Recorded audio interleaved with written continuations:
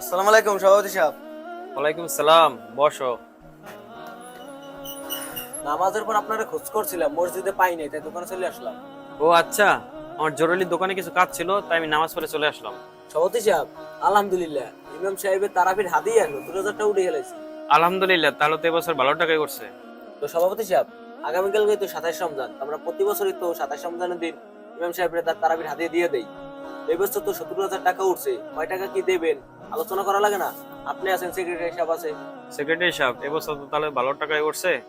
মসজিদের মিনারের কাজটাও বাকি আছে, তাহলে এক কাজ করেন, মিনারের জন্য 50,000 টাকা রেখে দেন মসজিদের খাতে, আর ইমাম সাহেবকে কালকে 20,000 টাকা দিয়ে দেন।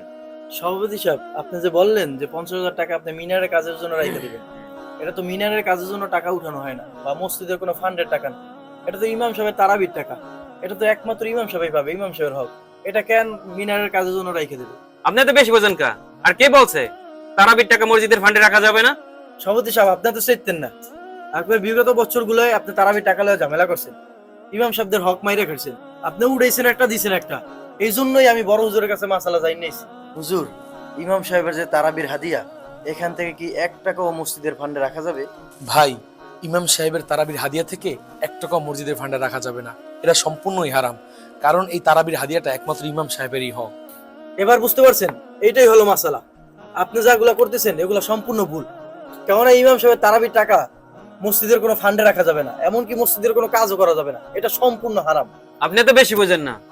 আপনার মশলা নিয়ে আপনিই থাকেন। আমি সভাপতি না আপনার সভাপতি। আমি সভাপতি, আমার কথাই থাকবে। আপনারা যান, দরকার নাই আপনাদের।